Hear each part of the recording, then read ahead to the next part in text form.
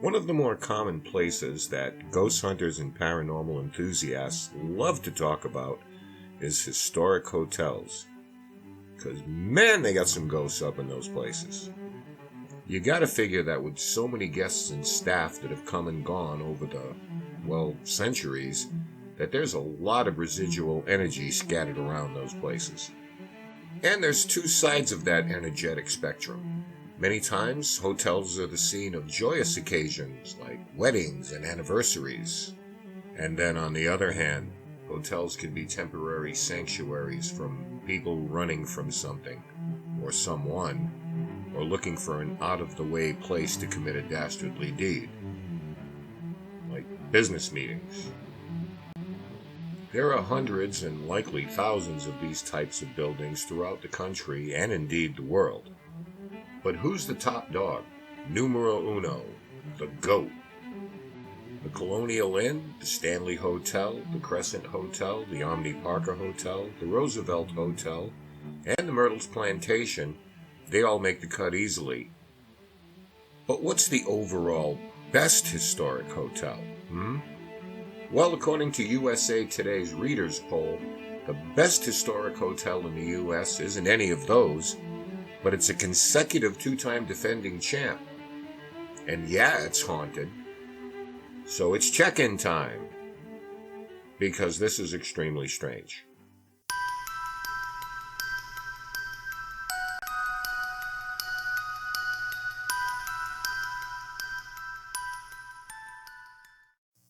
The origins of the city of Bethlehem, Pennsylvania, began with a simple log cabin built by Moravians in 1741 on what eventually would become Main Street. George Washington was the president, and the Declaration of Independence would not become a thing for another 35 years. Bethlehem is called the Christmas City, and not merely because of its more famous Palestinian namesake, but because it was literally founded on Christmas Eve.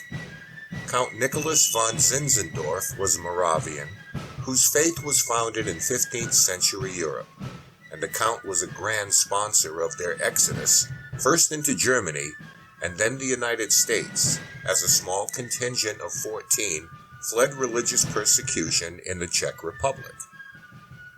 Eventually the community grew, and the cabin was torn down in 1823 to make room for a stable that connected to the Grand Eagle Hotel. The Grand Eagle was renovated in 1874 and later served as a convalescent home for recovering soldiers during World War I. In 1921, it was replaced by the Hotel Bethlehem, which was designed and constructed to be its more fireproof version. The building was funded by steel tycoon Charles Schwab, as well as Bethlehem Steel, and hosted such luminaries as Winston Churchill, Thomas Edison, Amelia Earhart, Henry Ford, and later even the Prince of Darkness himself. When the steel manufacturing giant closed in the early 1990s, the hotel sat vacant until the late 90s, when local investors purchased it and commenced major renovations. In January of 1989, a massive fire on the 4th and 5th floors resulted in the death of 4 hotel guests, with 14 others treated for smoke inhalation and minor burns. The fire was triggered when a guest plugged in a traveling iron, which resulted in a large flash from the power outlet catching a nearby chair on fire. The guest and hotel staff failed to contain the blaze until the fire department personnel arrived to subdue it. Like many hotels across the globe, the Bethlehem is also noted for ghosts of its legendary past who still roam its halls and signal their presence in a variety of ways and means. The roster of resident specters is quite impressive, beginning with May Augusta Yohei, the granddaughter of the owner of the Eagle Hotel, Caleb Yohei.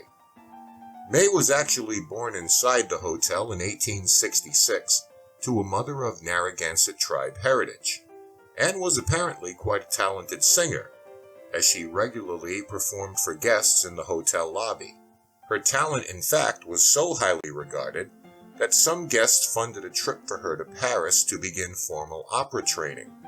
By 1888, she had become a national sensation, but like many stars, her personal life was somewhat chaotic, and the media was all too eager to slather all the salacious details across newspapers around the world. A trip to London resulted in a whirlwind romance and eventual marriage to Lord Francis Hope, possessor of the Hope Diamond. That eventually ended in divorce as the couple frittered away a fortune, Hope losing a foot in a hunting accident, and on a world tour, May falling in love with Army Captain Bradley Strong. She then refused to return to England with Lord Hope, and chose to remain in the company of Captain Strong. The couple moved into May's mother's house in Hastings-on-Hudson, and within 3 months, May would accuse Strong of stealing thousands in jewelry from her. They eventually reconciled and married in Buenos Aires. By 1905, Strong declared bankruptcy, and May filed for divorce claiming desertion. A third marriage to a journalist named Newton Brown in 1907 was all but doomed from the start, as a San Francisco-based newspaper reported she had given up a baby boy for adoption that was actually the child of a miner from British Columbia named Jack McAuliffe. She had been living in Portland, Oregon, apart from Newton in 1908 when the baby was born. Weirdly, her genealogical records claim she and McAuliffe were married at the time. Many years later, an actor named Robert Thomas would assert he was in fact the son she gave up, but his attempted cash grab would be in vain. Then around 1914, a fourth marriage to British Army Captain John Smuts would follow the same pattern of turmoil and misfortune. The couple traveled the Far East extensively and settled in South Africa. Toward the end of the First World War, May announced she would accompany her husband to France, where she would serve as a Red Cross nurse. Smuts was subsequently rejected for military service, and both returned to Seattle, where he would find work at a shipyard, and she as a housekeeper. They both had some fleeting work as vaudeville performers, but sometime later, while working as a janitor in Boston, Smuts was found shot in the chest. While he claimed he was cleaning a gun when it went off, authorities found a suicide note on the premises written in 2 separate handwritings, which cast serious doubt on his assertion. On August 29, 1938, May died in Boston of heart and kidney disease at the age of 72. But her spirit is said to live on at the Hotel Bethlehem, as she still entertains guests in the lobby who hear the sound of her ethereal singing, as well as the ghostly tinkling of piano keys played in accompaniment. Her full apparition has appeared occasionally in the lobby, as well as the third-floor exercise room. Francis Thomas was born in Württemberg, Germany, and settled in Philadelphia with his family at the age of 6. They eventually moved to Lancaster, where they became involved with the Moravian community, and where Bishop Spangenberg made a lasting impression on the young man's life. Francis displayed a certain fearlessness and disregard for danger very early in life, and went on to take a job as a courier, which was an extremely perilous profession in colonial times. He also cheated death on at least 2 occasions, once when he fell from his horse and broke his neck, and another when the horse he was riding fell through thin ice, which plunged both into icy cold waters.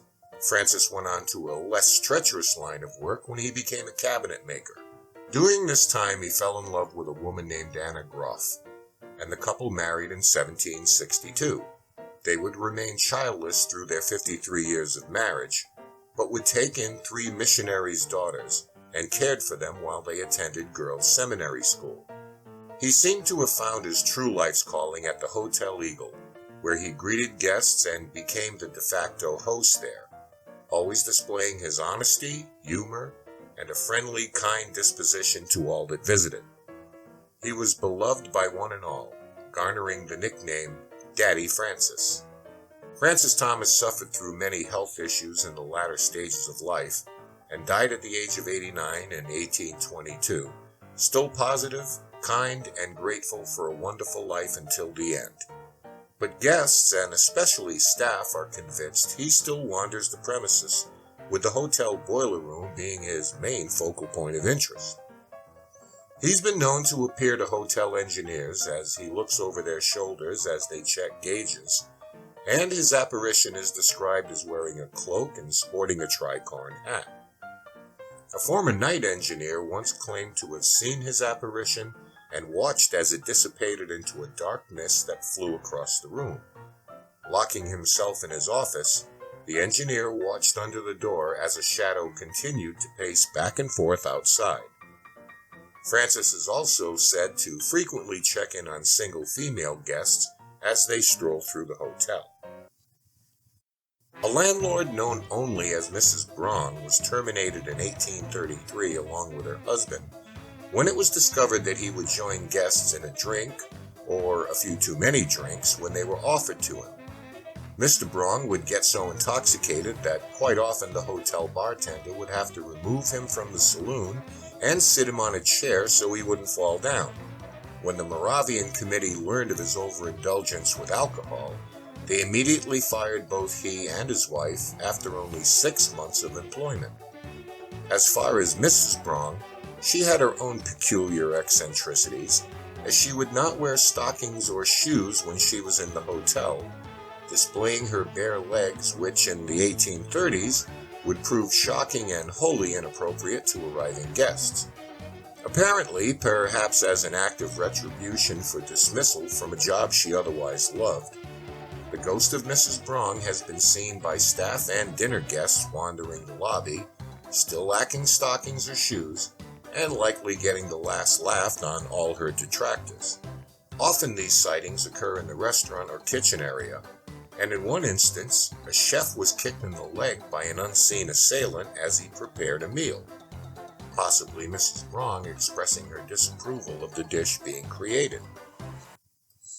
Then we come to the most paranormally active part of the hotel, the infamous room 932, which plays host to a multitude of supernatural phenomena.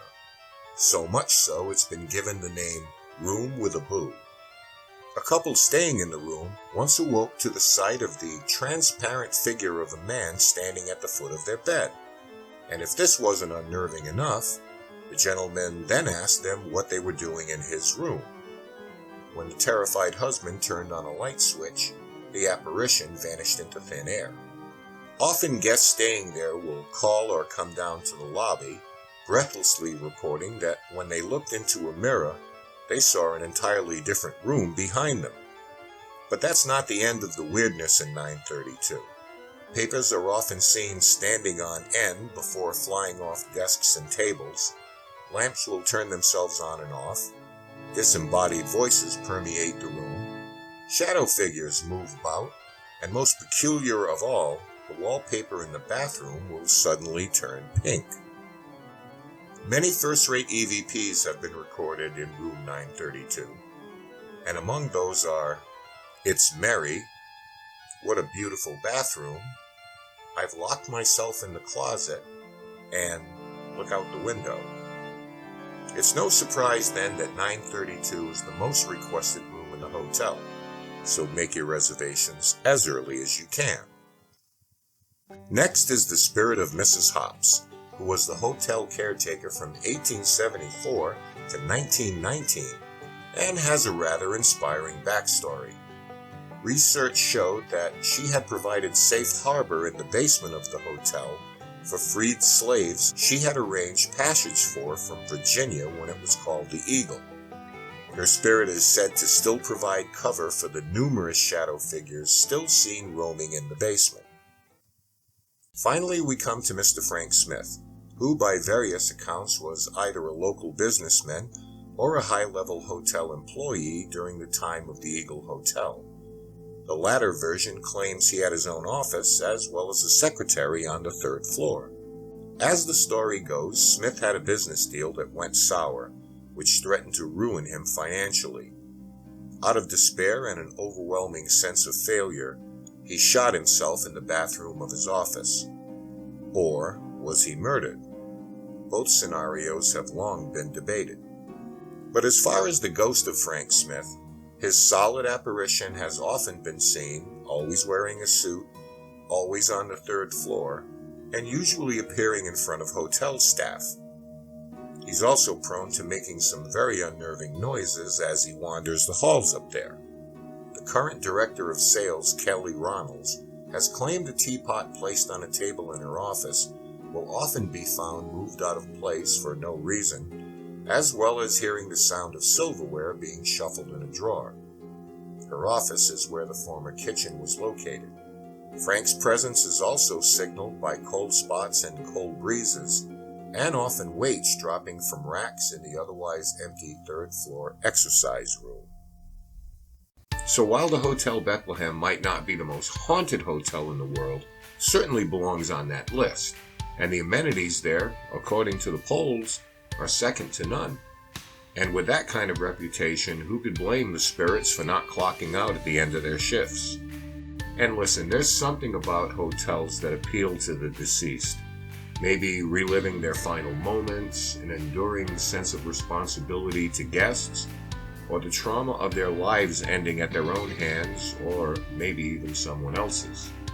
But for those of you who like to plan trips and stay in such places, you might want to consider the Hotel Bethlehem, which caters to both the living and the departed, and offers each the best of both worlds.